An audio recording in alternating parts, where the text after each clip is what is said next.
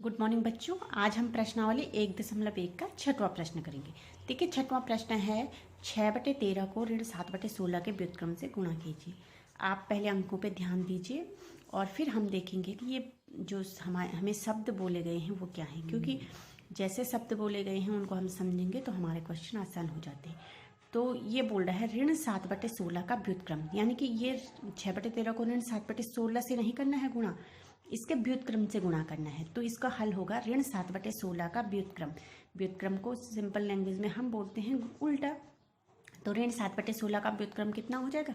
ऋण 16/7। तो अब हम इसे गुणा करेंगे।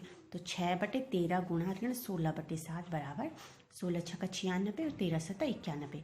धन ऋण का ऋण, तो ऋण 96/91, ये पहला हो जाएगा।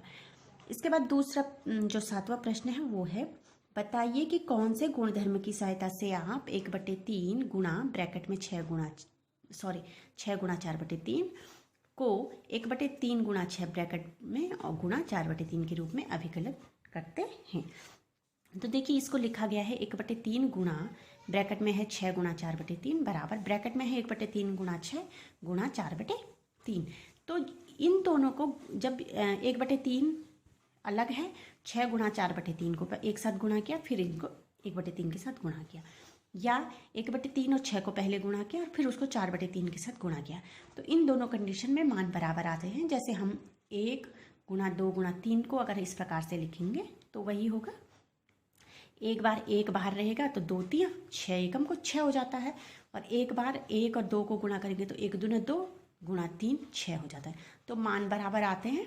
तो हम अगर इस पहले वाले को a लिखें, इसको b लिखें और इसको c लिखें, तो हम इसको ऐसा भी लिख सकते हैं, a इंटू और ब्रैकेट में b into C is equal to a into B into C. तो इस प्रकार जब हम किन्हीं संख्याओं को लिखते हैं तो ये हो जाता है गुणन का सहचर्य नियम।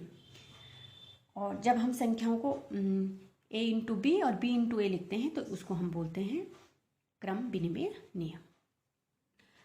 इसके बाद 8वां प्रश्न है इसमें, क्या ऋण 1 सही 1/8 का गुणात्मक प्रतिलोम 8/9 है? क्यों अथवा क्यों नहीं? तो देखिए, ऋण 1 सही 1/8 को हम क्या लिख सकते हैं? 8 एकम को 8 और 1 9, तो ऋण 9/8। ऋण 9/8 का गुणात्मक प्रतिलोम कितना होगा? ऋण वाला नंबर है तो ऋण होगा, और 9/8 का उल्टा होता है 8/9, तो ये हो जाएगा ऋण 8/9। तो 8/9 ऋण 9/8 का गुणात्मक प्रतिलोम नहीं है, क्योंकि 8/9 डज नॉट इक्वल टू ऋण 8/9। एक धन है और एक ऋण है, दोनों बराबर नहीं है।